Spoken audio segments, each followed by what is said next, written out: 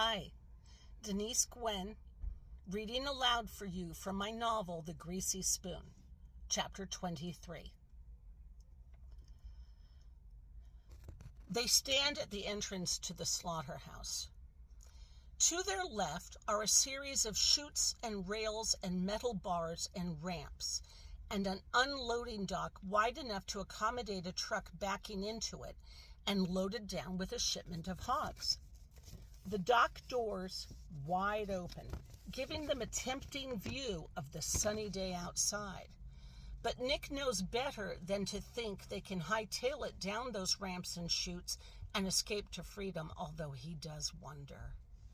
Buddy notices them looking. "We're expecting a shipment of hogs soon, but we won't bother you boys with that. We're just going to start you out of here in the shower room." At the words, shower room, Nick shudders with a nameless dread, and his mind snaps blank. Buddy keeps talking, but he stopped listening. "You boys will start out here, and after you've been showered, you'll head down the ramp through that door there," and he points. "And then you'll make your way through the rest of the slaughterhouse." They're really going to make us go through with this. Nick's so focused on his thoughts, he doesn't notice that Ed has grown eerily composed, standing straight and tall, his hands fisted and hanging loosely by his sides. He looks oddly relaxed. "How about I kill you instead?" Ed says. "I'll bet you'd like to do that," Buddy says, and his words are cut short as Ed steps forward and thrusts a long knife into the man's plaid shirt at a point just below the pocket protector, and pushes the knife into Buddy's chest. And Nick, his mind still woolly from the concussion and still trying to grasp the idea of a shower room, watches dumbly as Ed grunts and blood spurts out from his fists as if his hands are bleeding. And Ed gets right up close into Buddy's face and pushes the knife into Buddy's chest all the way up to the hilt. Buddy gazes at Ed in shock. I don't," Buddy stutters. Buddy's eyes widen in surprise, and he lifts his hands and covers Ed's fist with his own hands. And as he does this, the rifle resting loosely in the crook of his elbow clatters to the concrete floor, and he pays it no mind, and he keeps on clutching Ed's hands that are clutching the knife. And the two men stand and stare at one another for a long moment as Ed keeps straining and groaning and pushing and pushing.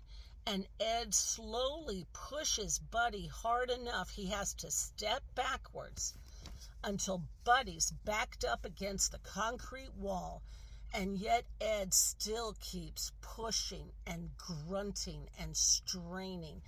And Buddy stares at Ed, and then poppy-like red flowers blossom upon the shirt, and yet he stands there gazing at Ed. Ed's hands are drenched in blood.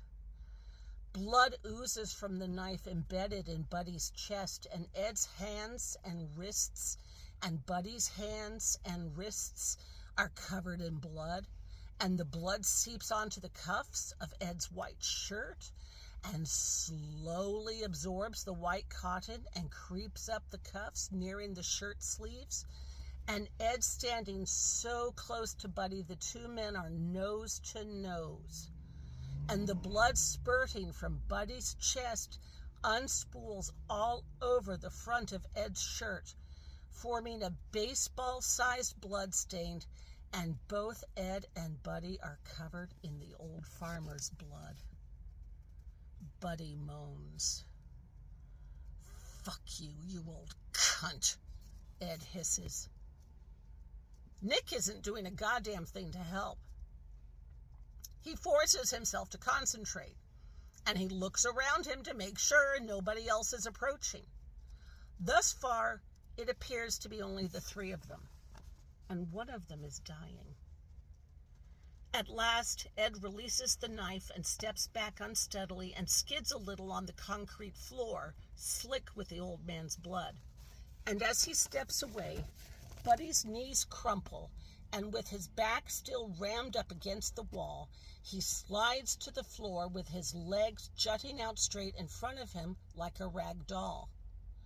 Ed lifts his left foot and kicks Buddy in the belly, and gargling noises rise from his throat as his head lolls forward and he collapses down over himself and is still.